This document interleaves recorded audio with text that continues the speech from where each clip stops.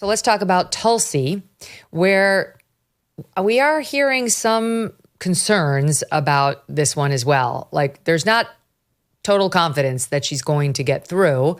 And here, too, we're starting to see the drip, drip of hit pieces on her. I mean, this one that just dropped in the Daily Beast is ridiculous. First, I'll just give you the color on The Hill.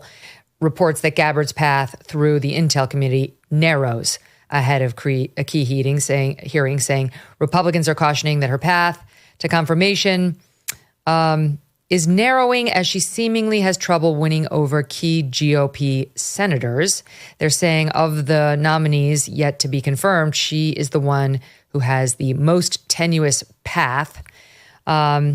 She cannot afford to lose a single vote on the intel committee, and they're not sure she's even got all the Republicans on it. But what we see then is a hit piece by the Daily Beast, and I'm sure we're going to see more. We saw one by NBC late last week, which was more substantive, or at least it tried to be. This one is when she was 15, they have a picture of her at an event, a ritual dedicated to Chris Butler, the leader of the Science of Identity Foundation, where she was a student at one of its boarding schools. They say this person who she was paying homage to, Butler, had ranted anti-gay hate on a tape in the late 90s. That's it. That's what we've got, Dan.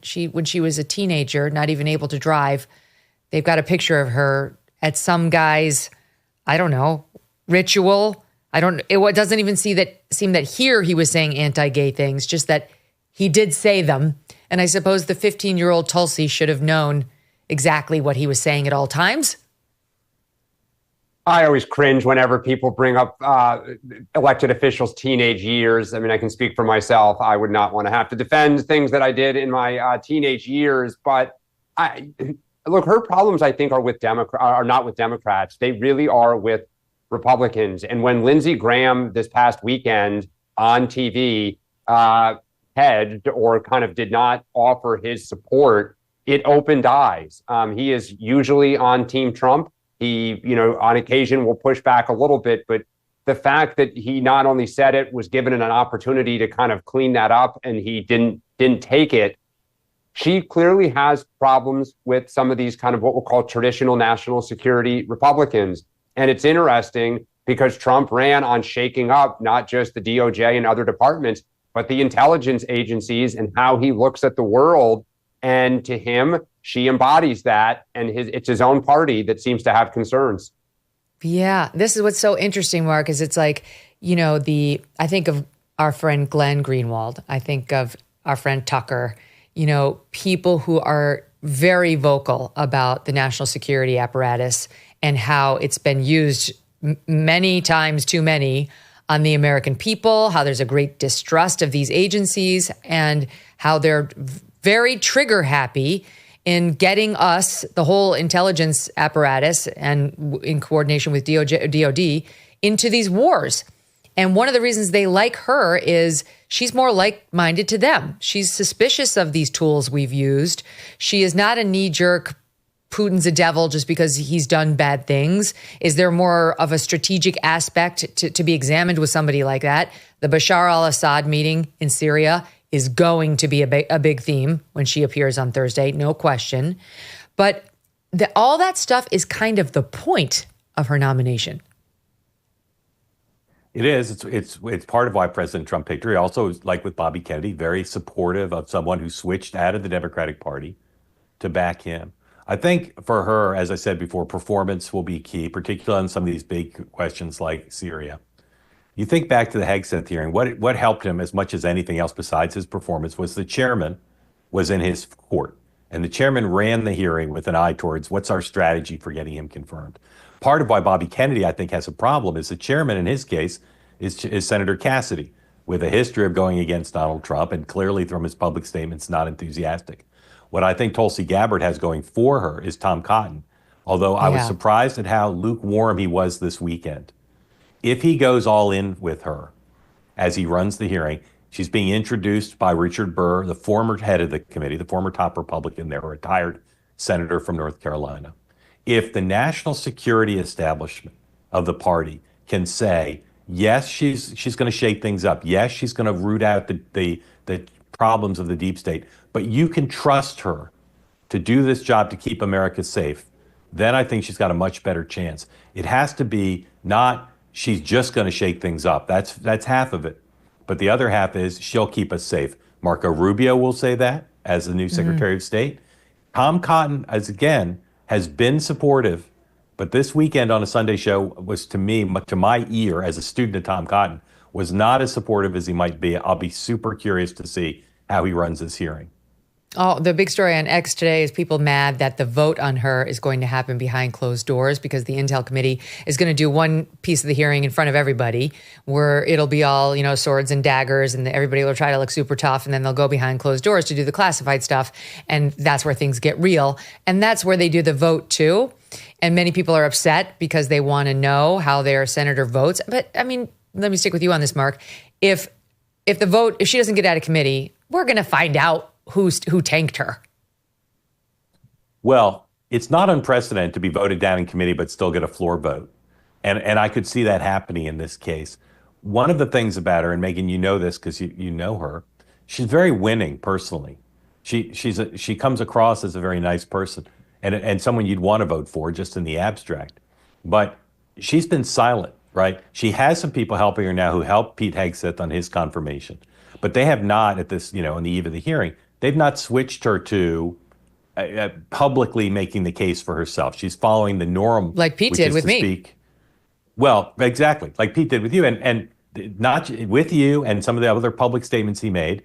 I'd have no doubt that that's what turned it around for him by explaining in his own voice and his mom explaining in her own voice as opposed to the old email, what he was about, why he should get the job. So her willingness to fight the deep state, her willingness to be a different kind of person in this job is a plus for people. I don't think the vote will end up being private. I think in the age in which we live, that seems impossible. Me but too. I could imagine her losing Susan Collins in the committee, but still getting to be voted on the floor if all the other Republicans there vote for her. Dan, what is the likelihood that the Democrats use their time to try to make her look like a spy? Like we've heard it said by Hillary Clinton and others. And then that NBC report was all about, Tulsi Gabbard did go over as a Democratic congresswoman to visit with Bashar al-Assad in Syria. The report was that was not the stated purpose of the trip. She was supposed to be meeting with lesser thans. And that as soon as she got there, the first thing she did was go and sit down with Bashar al-Assad for 3 hours, which they make a big deal out of, not normal for a congresswoman.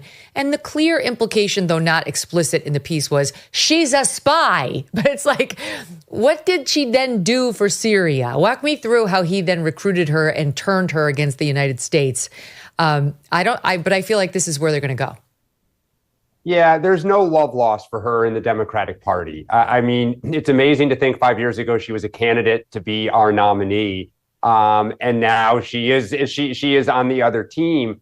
And so I think there are people who will look to get even. I think some of it will just be raw tribal politics. They don't like the fact that she endorsed President Trump, that she was so vocal in her support and so vocal in her criticism of Harris and Biden, even going back to the 2020 debate stage. She was one of Harris's toughest critics on those stages during those primary debates. And so I think I would be surprised if there is a Democrat that votes for Tulsi Gabbard, even though there are a few senators who were colleagues of her when they were in the House. I think you will see people, whether she's a spy or some of the things that she has said, recently, it's less her, more Trump. They will dig in and really battle against her. Does anyone here think Kash Patel is going to have a hard time getting through? No. No, because I think the party, the MAGA world, will come to his defense, which, by the way, they're not so far doing to Gabbard or RFK Jr. Oh, interesting. Yeah, they will fully rally around Kash. I mean, the FBI, that is a hill that MAGA will die on. We continue to face uncertainty when it comes to the economy, with a perfect storm brewing as Social Security and Medicare hit a breaking point as the largest generation is hitting retirement. A smaller workforce means a smaller tax base. You pair that with our growing national debt and the rising cost of living, and we could have a very big problem on our hands. So what are you doing right now to protect your family for the future? Gold can be a very safe haven in very hard economic times, and Birch Gold makes it easy to diversify a portion of your savings into physical gold. Birch Gold will help you transition an existing IRA or 401k in whole or in part into an IRA in gold. And it won't cost you one penny, not one, out of pocket.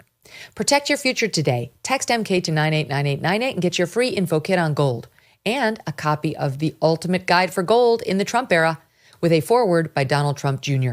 There's no obligation, just information. Birch Gold has earned the trust of countless Americans looking to safeguard their savings. Text my initials, MK, to the number 989898 today. Thanks so much for watching. If you like what you just saw, hit the subscribe button for more clips and full episodes.